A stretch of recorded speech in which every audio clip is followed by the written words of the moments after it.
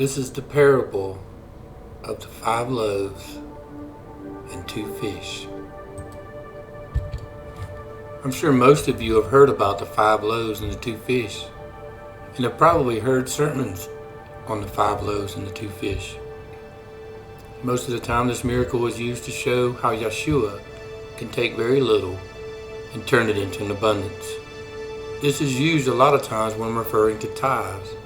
And even though I do believe that Yeshua can bless offerings and multiply anything greatly whenever it is needed, the 5 loaves and 2 fish, even though it was a miracle, is actually a parable given to the apostles, and I would like to share that parable with you now. This parable begins in Mark 6:7 when Yeshua calls the apostles to himself and sent them out 2 by 2. Mark 6:7, and he called his 12, and he began to send them 2 by 2, and gave them authority over vile spirits to cast them out. Right after Yeshua sent out the apostles to start spreading the gospel, King Herod, for Yeshua's name became very well known, heard about Yeshua, as in Mark 6:14. And Herodias the king heard about Yeshua, for his name was known to him, and he said, "He is Yohanan," which is John, the baptizer. He is raised from the grave. Therefore mighty works are being performed by him.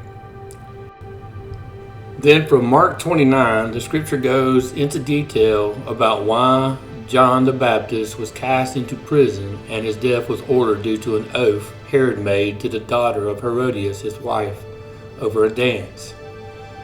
The mentioning of John's death is important to understand the message in the 5 loaves and the 2 fish.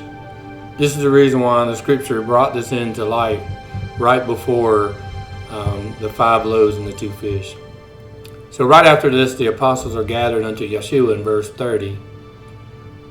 Mark 6:30, and the apostles were gathered unto Yeshua, and they told him everything that they had done, and everything whatever they had taught.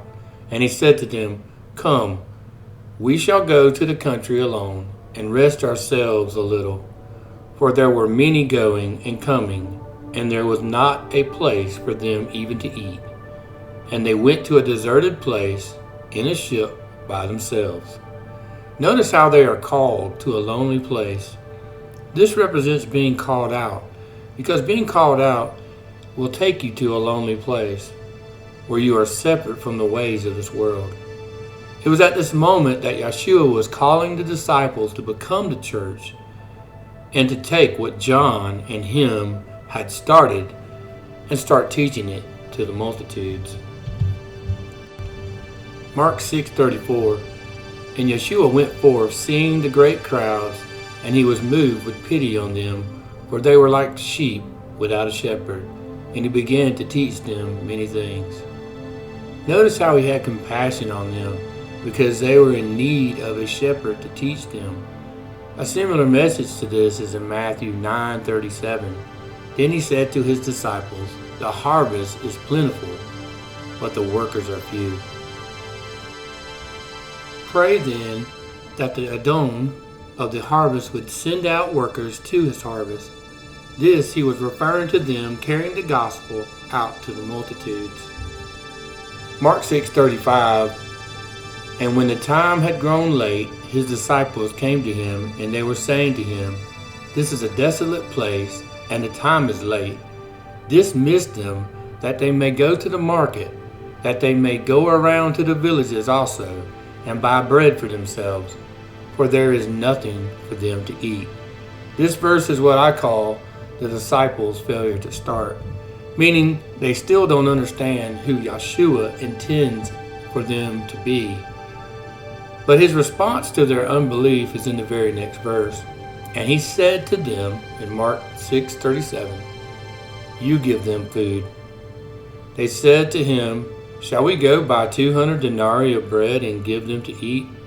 In this verse, Yeshua is telling them that they need to believe in themselves, that they'll be ministering to the people. But the disciples' response shows that they are missing this understanding. Mark 6:38.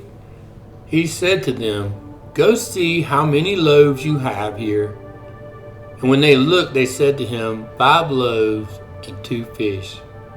In this verse, when they find out how many loaves and fish they have, this represents how the ministry started with the first 5 apostles: Andrew, Simon Peter, Philip, John, and Nathaniel.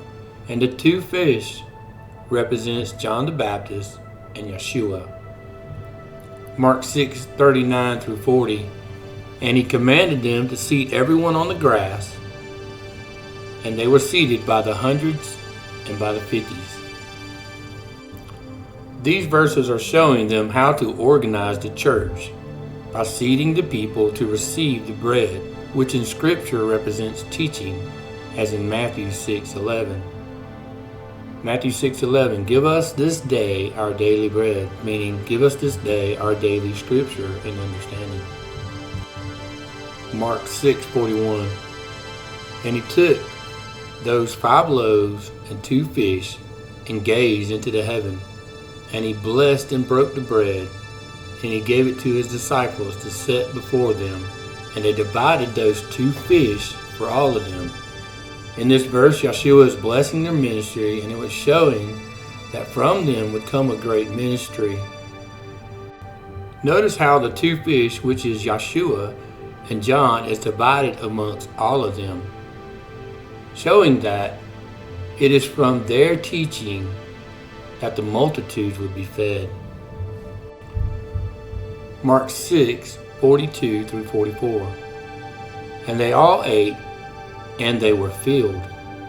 And they took up 12 baskets full of the fragments, and also of the fish. Notice the fish, of the fish. Now those who ate the bread were 5,000 men. These verses show that they would all teach the multitudes, and that the 12 baskets represents the 12 apostles that would come from their ministry, and how they all would be filled with the Spirit. Mark 6:45 through 46. And that once he urged his disciples to board the ship and go before him to the other side of Bethsaida, where he sent the multitudes away. And when he had sent them away, he went to a mountain to pray. These verses show that the disciples would go out into the vast multitudes like the sea, that in Scripture represents the vast multitudes, like in Revelation 17:15. Then the angel said to me, the waters you saw where the prostitute sits are peoples, multitudes, nations, and languages. Mark 6:47 through 48. When evening was come, the boat was halfway across the lake, while he himself was on shore alone. And he saw them laboring as they were rowing, for the wind was against them. And it was that in the 4th watch of the night, Yeshua came toward them as he was walking on the sea, and he wanted to pass them by. This passage shows the apostles' struggle with faith, and it was Yeshua's demonstration that with faith it would be easy for them. In this same account in the book of Matthew, it shows him addressing Peter's faith. Matthew 14:28 through 30. And Kepha, Peter, answered and said to him, Adonai, if you are he, command me to come unto you on the water. And Yeshua said to him, come. And Kepha went down from the ship, and he walked on water to come to Yeshua. And when he saw the wind was violent, he was afraid, and he began to sink. And he raised his voice and said, Adonai, save me. And immediately Yeshua stretched out his hand, and he held him and said to him, O small of faith, why did you doubt? Notice that Peter could walk on water by having faith. This shows a foreshadowing of how Peter would deny Yeshua, but then later would have great faith and spread the gospel to the multitudes. His faith would become so great that he never denied Yeshua ever again, even unto his death. Mark 6:49 through 52. They saw him walking on the water, and thinking that it was a spirit, they cried out. for they all saw him and were terrified. He, however, immediately spoke to them. "There is no danger," he said. "It is I. Do not be alarmed." Then he went up to them on board the boat, and the wind lulled, and they were beside themselves with silent amazement, for they had not learned the lesson taught by the loaves, but their minds were dull. Some scriptures says that their hearts were hard. Notice verse 52.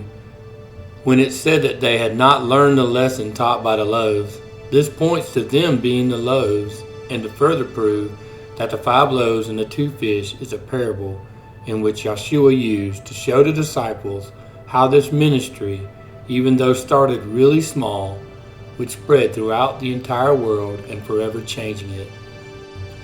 Thank Yah for blessing us with His Word that became flesh, took on our curse, and defeated it on that cursed tree. Thank you guys for joining us today, and I pray that this message brings a blessing into your life like it has for me. Shalom.